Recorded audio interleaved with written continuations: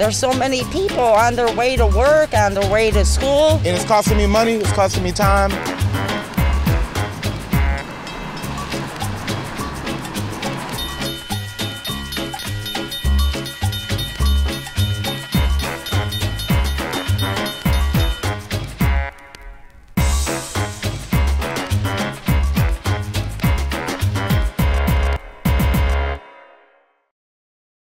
Work is a big part of my life, your life, and of course I'm going to go back to work. I mean, that's the way I wrote this story to be. Rob Stafford returns to the anchor desk tonight on NBC5 News at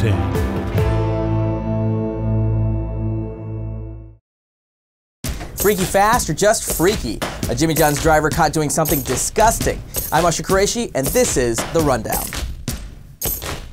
Imagine a delivery driver putting his mouth on your drink before handing over your order. Ow! A suburban family says their Ring camera captured this shocking moment. My son came upstairs and said, "Just so you know, the delivery guy licked your drink." The Algonquin store owner says it has, quote, taken appropriate action following the video and retrained employees on food safety. I'm telling you, we will probably never get delivery again.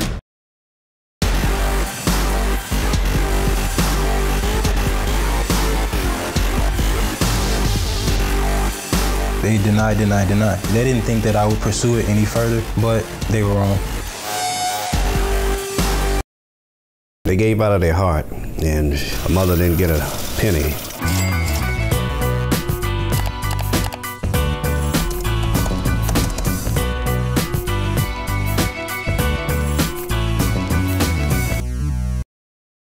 The student loan story is the most outrageous NBC5 Response story I have ever investigated.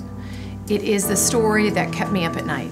So there's a Chicago woman, and she was being hounded for fraudulent student loans taken out by somebody who stole her identity. She came to NBC5 Response after she had been fighting the United States government for years. And not only did they shut her down and say, "No, you're paying," they also started garnishing her wages. And they never once spoke to her. She was almost out of hope. Her sister said to her, "You are not quitting, you're calling NBC5 Response." The mistakes that we found in her file, glaring red flags that would tell any untrained novice that she was the victim of identity theft. She has all the facts in her hand and she's given them to you, the government, and you won't listen. Why won't you listen? Ultimately, they sent her a letter saying, "Never mind, we're gonna give you back the money that we took from your paychecks and you're off the hook." The spokesperson for the Department of Education used the word relentless. He said he had never seen any news outlet push so hard for any consumer on any story. The word relentless was one that I thought, you know, that really sums up what NBC5 Response can be, because we were not going to give up on this story. This $4,000 was among the most meaningful and definitely the hardest fought for. Disturbing video has some local grocery stores pulling dairy products from their shelves. I'm Kaylee Dion, and this is The Rundown. A popular Indiana dairy farm is now at the center of serious abuse allegations after an animal welfare group shot graphic undercover video. Fair Oaks Farm said it fired the employees involved in the abuse and issued a lengthy apology. Now, the sheriff's office is investigating, and Jewel-Osco is pulling Fairlife products from its shelves. Most popular, most likely to succeed, most annoying? Parents of an 11-year-old boy with autism said their son was sent home with a troubling trophy from his special education teacher. He was just really happy to bring it home and proud of it, but I don't think he understood what it meant. The school apologized to the family and said action would be taken. It makes me feel better just for other parents who have a child with autism. Check this out. The nation's largest rooftop bar is now open at Navy Pier, and it's incredible. It's 36,000 square feet, and the best part, it's open year-round. NBC5 investigated the death of 19-year-old Praveen Varghese. But what struck me about this case, Lovely Varghese, Praveen's mother, just had a certainty and a determination. I will not give up. If I give up, I'm failing my son.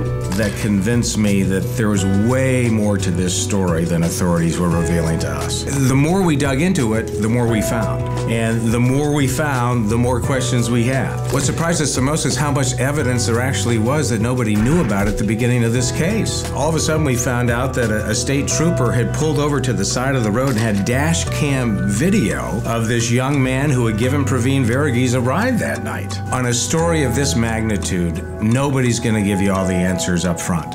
You have to keep at it. It's about persistence. Praveen Varughese's mother wouldn't give up, and we followed her through this, and we didn't give up. This story proves that you have to dig.